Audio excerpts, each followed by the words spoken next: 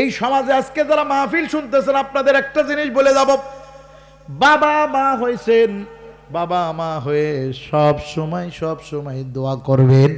রাগে গিয়ে কষ্ট পেয়ে ক্ষোভে দুঃখেও বদদোয়া করব না, আমাদের সন্তানদের জন্য দোয়া করব যেন আল্লাহ এই সন্তানদের দোয়া কবুল করবে। আপনার উপরে দোয়া কবুল না হলেও সন্তানের উপরে হবে, সন্তানের উপরে না হলেও আপনার নাতির উপরে হবে। দোয়া কখনোই মিস যায় না, আকাশে ঝুলতে থাকে, আল্লাহ পাক ওই দোয়া হয়।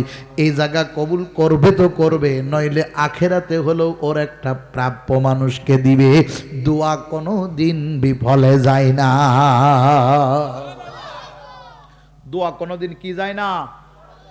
এই যে আশারায়ে মুবাশশারার সাঈদ ইবনে যায়েদ যে 9 নম্বর নাম, উনি আব্বার দোয়াতে আল্লাহর নবীর সাহাবী হয়েছে। সুবহানাল্লাহ বলেন। গত কয়েকদিন আগে মাহফিলে গেছি সিরাজগঞ্জের উল্লাপাড়ায়, আমার ডান পাশে বসে রয়েছে যেই সভাপতি, সে কাঁদতেছে আর বলতেছে, হুজুর আপনার এই ওয়াজ আমার মিলে গেল। কেন? বলতেছে আমি দোয়া করছি আল্লাহ আমার হাফেজ আলেম বানায়, আমি হতে পারিনি, আমার ছেলে পেলে দোয়া করছি, খুব চেষ্টা করছি, হয়নি। আমার একটা নাতি ছেলে হয়েছে হুজুর, বছরের 1 বছর ঘোরার আগেই হাফেজে কোরআন হয়ে গেছে।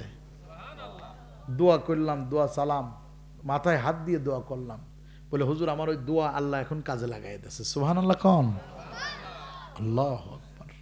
বাজান, এই জন্য আমরা দোয়া করব, কথা বলেন ঠিক না বেঠিক? আজকাল কিছু লোক তৈরি হয়েছে দোয়া করতে চায় না, এরা কি যে চাই তা এরাই জানে না। দোয়া করতে হবে, একটা হলো নিজে ব্যক্তিগত দোয়া করা, একটা হলো হাত তুলে দোয়া করা।